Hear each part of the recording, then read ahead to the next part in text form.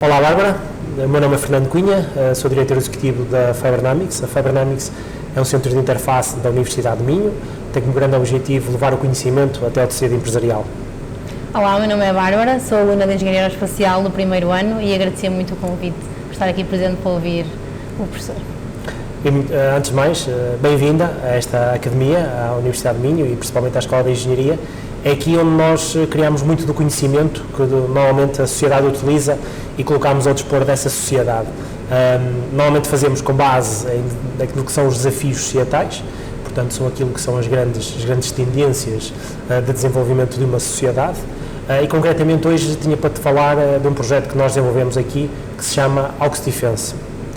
Portanto, esse projeto teve como grande objetivo nós trabalharmos na área militar, com as forças portuguesas, nomeadamente o Exército e a Força Aérea, e teve como grande objetivo nós desenvolvemos equipamentos de proteção pessoal, nomeadamente capacetes balísticos, coletes balísticos, joalheiras e cotoveleiras para proteção dos próprios militares.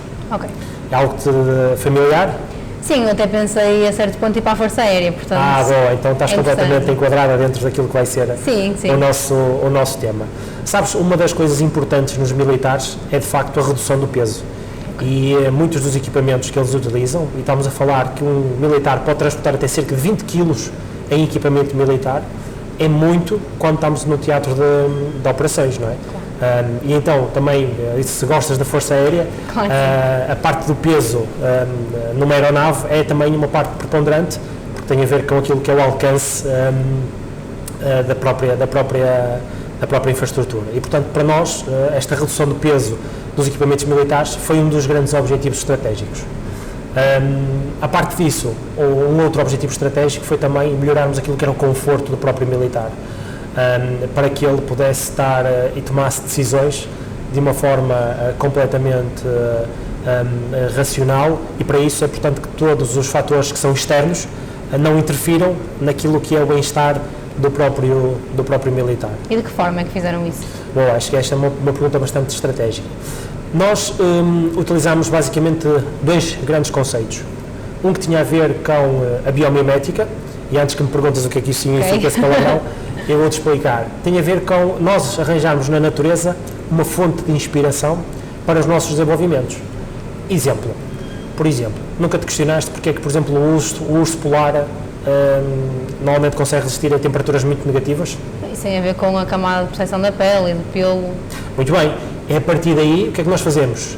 Olhamos para esse mecanismo que protege o urso, no caso em particular, e transformamos isso do ponto de vista de engenharia, conseguimos transportar esses conceitos para a área dos materiais. Ok, é um exemplo então. É apenas um exemplo daquilo que nós conseguimos fazer dentro da biomimética, não é? Portanto, se calhar o primeiro grande exemplo foi o velcro, não é?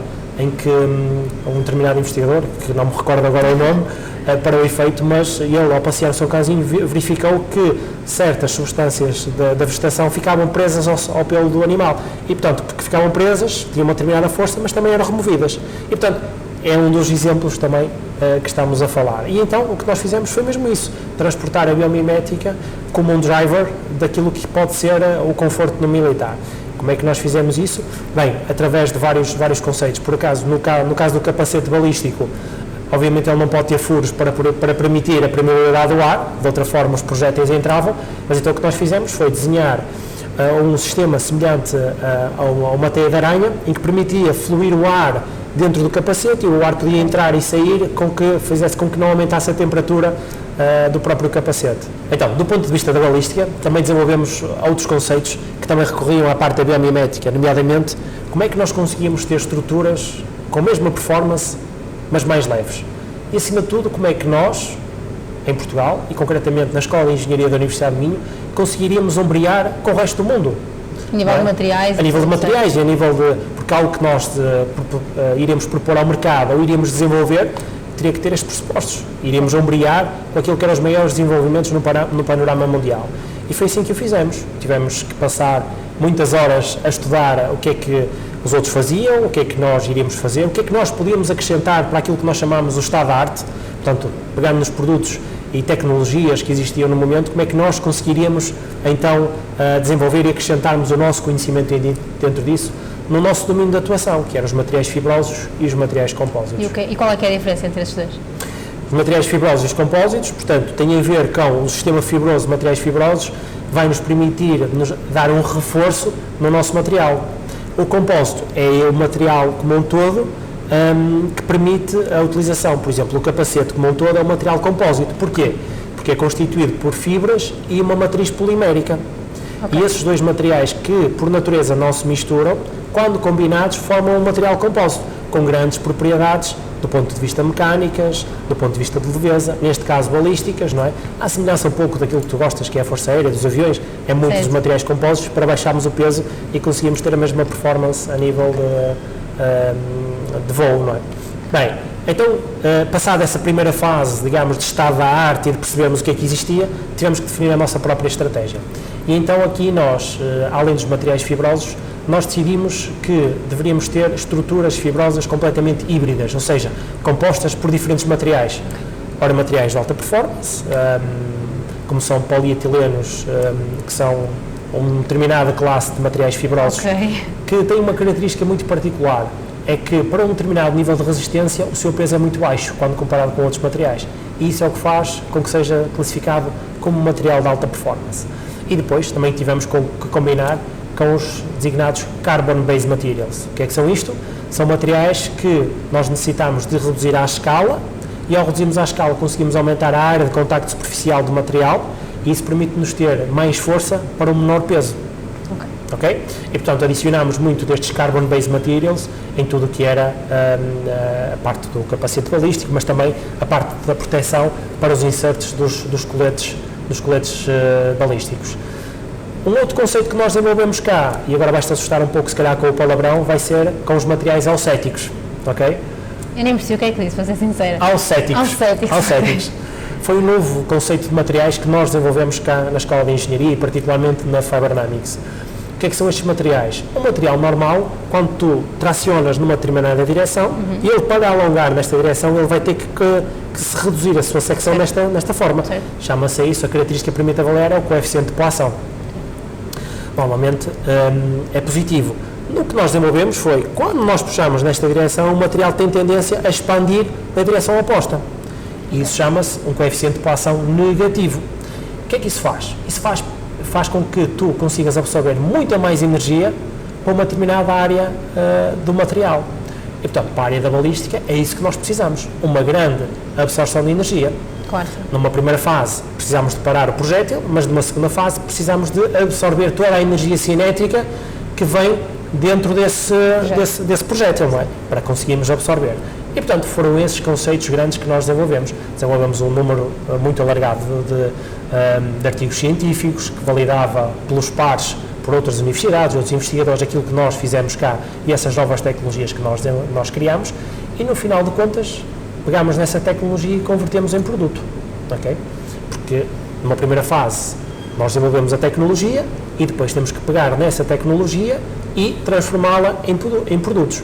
E portanto foi isso que nós fizemos, transformámos essas tecnologias num capacete balístico, num colete balístico, numa joalheira, numa cotoveleira, portanto, e assim conseguimos fazer isso. Claro que nesta fase que transferimos o conhecimento e criamos os produtos, é muito importante nós termos os end users connosco. O que é que isso é? O que é que isso é? Portanto, é no final quem é que vai utilizar essa tecnologia. Porquê que é importante então nós termos esta filosofia e termos os end users connosco? Porque desta forma nós conseguimos que eles nos deem um feedback em tempo real daquilo que é as necessidades do produto e se o produto, de facto, se está bem, se está-se a adaptar ou não se está a adaptar. Então foram buscar pessoas às Forças Armadas para fazer esses testes? Isso mesmo. Em que nós fizemos isso, definimos aquilo que eram os requisitos do ponto de vista de usabilidade, em que o conforto foi uma das prioridades que nós tivemos sempre em consideração, e depois fizemos com que eles fossem sujeitos a vários protótipos. Obviamente não saiu bem à primeira e é muito difícil nós conseguirmos ter logo um produto final numa primeira iteração, então fomos fazendo step by step, conseguimos fazer com que o produto ficasse otimizado, em especial para aqueles militares. Isso aí faz com que nós consigamos minimizar o risco de entrada no produto no mercado, não é? Portanto, é uma das estratégias que nós também fazemos cá. E a nível de produção, como é que vocês fazem? Muito bem, esse é um outro aspecto fundamental e que nós na Fiberdynamics privilegiamos, é sempre termos os parceiros industriais connosco desde o início dos projetos. Portanto, o conhecimento que nós desenvolvemos é muito orientado para o mercado e quando é orientado para o mercado, os parceiros industriais têm que estar connosco desde o início, para que consigamos fazer uma transferência do conhecimento de uma forma natural e não, ok, desenvolvemos isto, agora peguem aqui este dossiê e implementem. Não, isso não funciona, nem sabemos que não conseguimos isso. E então, eles estão connosco desde o início para fazermos. Tivemos o cuidado de selecionar empresas das várias linhas e das várias áreas que nos permitissem dar a segurança dentro das tecnologias que nós íamos desenvolver e chamámos as empresas para integrar, não é? No caso, tivemos um consórcio bastante alargado de empresas industriais, nomeadamente com uma empresa da área dos compósitos, que era a empresa Fibrauto, uma área da área do vestuário da proteção, que era a Latino, uma outra no âmbito das estruturas fibrosas, que era a LMA. Também tivemos incluídas uma spin-off da Universidade de Minho, a Science Entries, que teve como objetivo a valorização do conhecimento que foi gerado ao longo de todo o projeto, em que depois foi convertido em patentes, em artigos científicos, na organização de uma conferência mundial, a primeira que se organizou na área de domínio dos materiais fibrosos orientados para a defesa, e depois também uma empresa que fazia a gestão de todo este consórcio, que era a IDT Consulting, que permitia fazer esta atuação. E desta forma permitiu-nos fazer isto. No final de contas, o que é que nós conseguimos com este projeto, não é? Quais é que foram as grandes características que podemos destacar deles? Desde logo, no caso quer do colete, quer do capacete balístico, nós conseguimos uma redução de cerca de 20% do peso face aos materiais de concorrência, não é? E portanto estamos aqui a falar a nível mundial, foi algo muito impactante aquilo que conseguimos. Tanto é que as nossas forças que foram projetadas em diferentes teatros de operação no Afeganistão, na República Centro-Africana, utilizassem mesmo esses bens militares de uma forma a validar tudo aquilo que nós desenvolvemos. Portanto, conseguimos levar para o teatro real em condições de operação, adivinhando quase que iríamos ter uma guerra alguns anos depois, não é? E portanto, isso foi algo que foi trabalhado ao longo desse projeto. E quanto tempo é que durou o projeto? Este projeto demorou cerca de 3 anos a ser desenvolvido, desde uma fase inicial da identificação da oportunidade até que chegámos com o produto ao mercado em 3 anos. Claro que se me perguntas se só ao fim de 3 anos é que tivemos produtos, não, obviamente que não.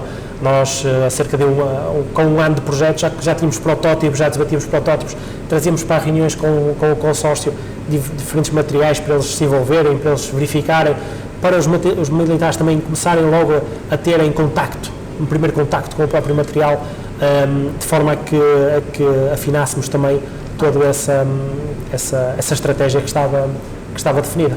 Pronto, fico feliz. Ainda bem que o seu projeto teve bastante sucesso e mais uma vez agradeço o convite. Muito obrigado. Agora desafio-te a ti a também desenvolveres muitos projetos. Se calhar não na área dos materiais, mas... Da área dos materiais ou outras áreas que são transversais à Escola de Engenharia, claro. E em que possas também tu criar o teu percurso e que possas também contribuirmos para uma sociedade e para um futuro melhor para todos. Obrigada. Obrigado.